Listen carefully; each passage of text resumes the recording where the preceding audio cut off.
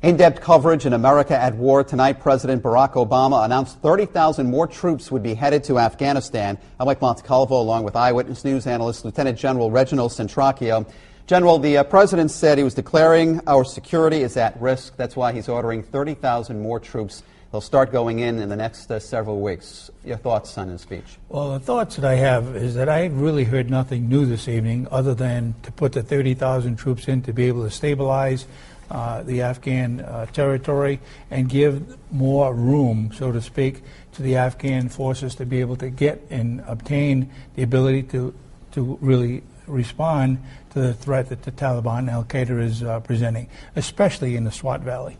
All right, McChrystal is asking for 40,000 more troops. President Obama is granting 30,000. He's hoping to get another 10,000 from NATO, either, some of the other countries that have helped us in the past, like Great Britain. Do you see that happening? No, I don't. I think I would be comfortable with suggesting several thousand, but not 10,000. I just don't see that, considering that in the last several years, and specifically last year, there was quite a debate in Britain to pull troops back. So I don't see any large surge of NATO troops or coalition forces going in. So if he doesn't get the extra 10,000, would he add even more from the United States, or is this it? No, I think this is it. I think the strategy, as I tried to decipher in the midst of all this, was to be able to have enough troops in Afghanistan to give the Afghan army the ability to grow and to be able to meet that 2010 and 2011 time frame to be able to take over the security of their own country, and we would pull forces out. That's what I took out of this, and I do think that it possibly could be done with 30,000 troops, but I think they would probably have to look at a real fine-line strategy to be able to achieve this in that time frame. So now, because General McChrystal is not getting the amount he was looking for to take care of some of the problems, especially in Pakistan, will their strategy now change a little bit? I think so. I think it'll concentrate on specific areas versus a wide range of other territories within Afghanistan. He specifically talked about the stronghold in southern Afghanistan along the Pakistani border, and specifically in the Swat Valley, which has always been a problem as a stronghold for the Taliban and Al-Qaeda. How do you get Pakistan to play along with us? Well, I think they've got to understand that they're equally challenged with the ability to be able to push out the Taliban and Al-Qaeda, because they will undoubtedly go further and further. They were only within 60 miles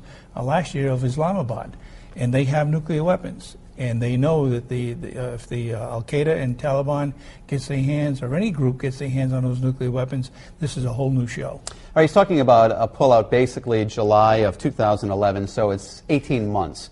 Can you get a security force trained in 18 months? We've been doing it as we're going along here, but it has not been successful. So he's got 18 more months. Does he be able to pull this off? I think the main concern is the stability of the Afghan government and all of the alleged corruption that goes on with the Karzai administration. To be able to suggest that we're going to be able to build a huge capability within Afghanistan and maintain the credibility of the Afghan government, that's a huge undertaking. I'm not sure it can be done in 18 months. I do understand that perhaps over several years they've got to be able to hand over the responsibility of that country back to the Afghan security forces. 18 months is a short time frame, considering even if we started putting troops in that area right now, and he said himself, we're not talking about tomorrow, we're talking about 90 days, perhaps a year from now, we'll start to see the first numbers of that 30,000 going in. So you take out the response time versus the 18 months, and you only have about a year that we're talking about. What about any backlash should casualties mount over the next, let's say, 2 or 3 months? We need to understand, too, that the Taliban and Al-Qaeda are very intelligent people. They understand to do something of significance, all they have to do is to wait. And we already have a time frame now that he announced. 2011, we're out of there. If they can just play their cards correctly and not have any large surges taking place or large numbers of casualties, they just have to coast. And unfortunately, I think that's probably what we're going to see. He said this wasn't a fight that we asked for. He says that's why this is different from Vietnam, and that's really some of the criticism, because even Martha Coakley, who is running for Ted Kennedy's seat in Massachusetts, she was claiming that this is another Vietnam. He says that's not the case because this is not a fight that we really started. Well, you know, I don't agree with that. I think I've been around long enough to understand and see that the things that happened in Vietnam had much to do with the credibility of the Vietnamese government at the time. And the people of Vietnam sided with the Viet Cong at the time. If we look at what's happening in Afghanistan right now, we're seeing the exact same thing happening.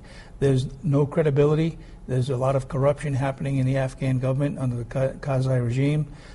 He's got to get that under control, or you will see the people migrating once again to the Taliban versus having any concern for a central government. We've already spent about $1 trillion so far. He's looking at another $30 billion.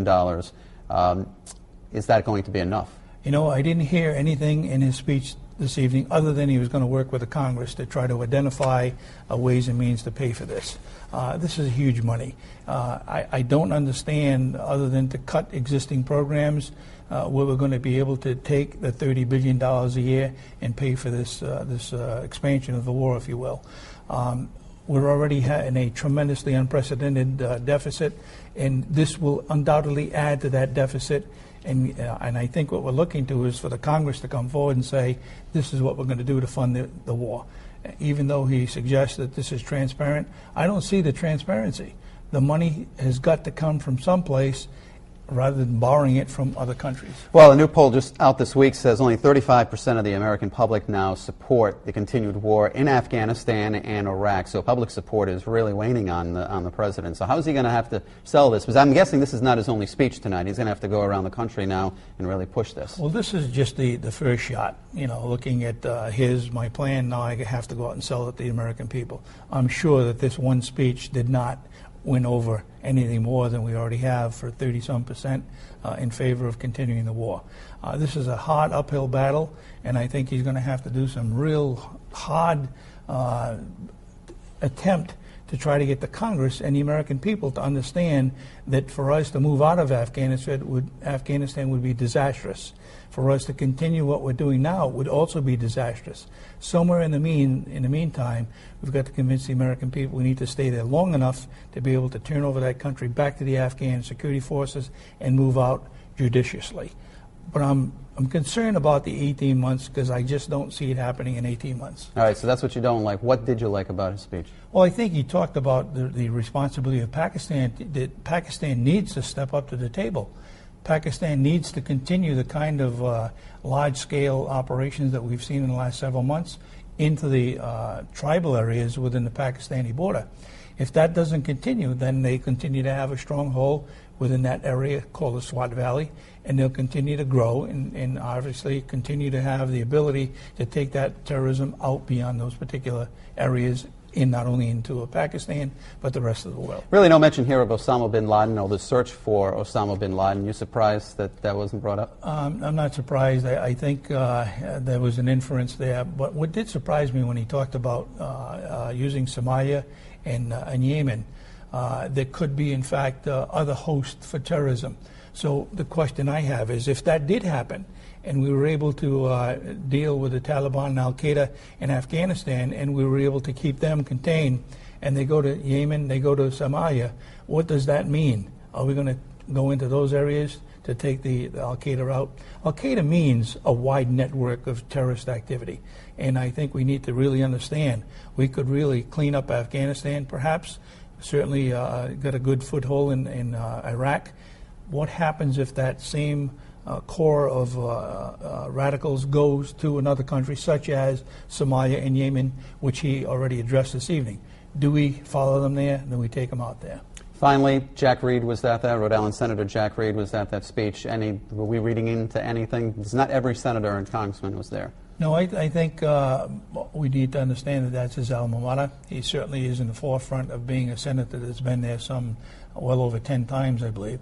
But I still say, that perhaps someday we're looking at the new Secretary of Defense. Okay, and of course we're going to be following the story, and the General will be back tomorrow with more reaction to President Obama's decision to send 30,000 troops to Afghanistan within the next several months.